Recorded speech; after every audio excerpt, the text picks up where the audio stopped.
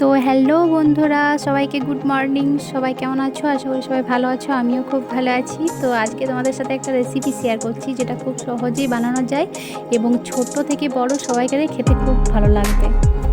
তো এখানে আতপ চাল আর ছোলার ডালটাকে ভেজানো হয়েছিল এবং খুব ভালোভাবে ভিজে যাওয়ার পর এটাকে জলটা খুব ভালোভাবে ছেড়ে নেওয়া হয়েছে আর মিক্সচার মেশিনে এটাকে বেটে নেওয়া হবে এবারে।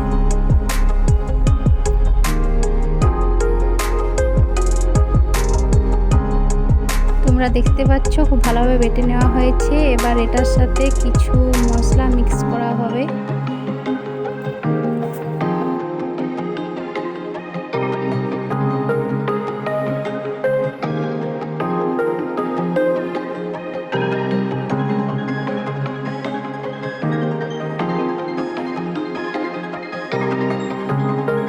এখানে আদা, ধনে, জিরে, লঙ্কা একসাথে বেটে সেটাকে দেওয়া হচ্ছে।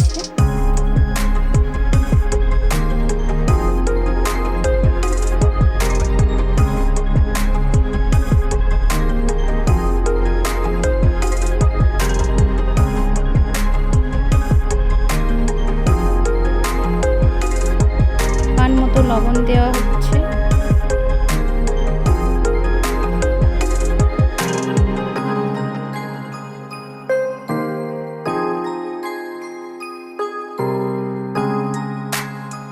এটা হাতের সাহায্যে এবার খুব ভালোভাবে মেখে নিতে হবে, তাহলে সব মশলাগুলো একসঙ্গে মিক্স হয়ে যাবে ভালোভাবে মেখে নিলে।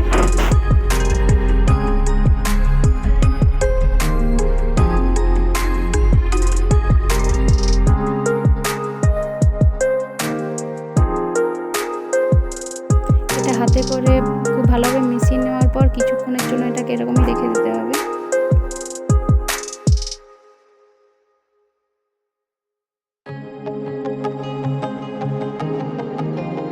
এখানে মা মটরে আলুতে সবজি করেছিল, এটাই দেখাচ্ছি আমি।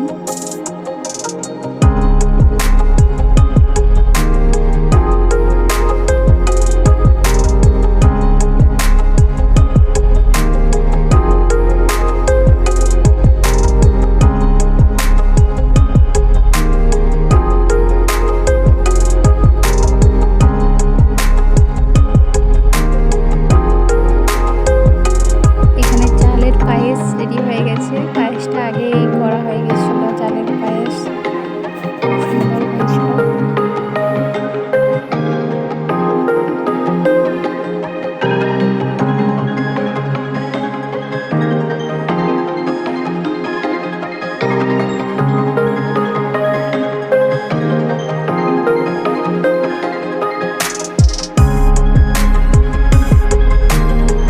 বন্ধুরা, এই পিঠেটা সত্যি খুব সুস্বাদু হয়েছিল এবং খুব সহজেই বানানো গিয়েছিল। আমাদের এখানে পিঠেটাকে সরু চুগলি পিঠে বলে এটাকে।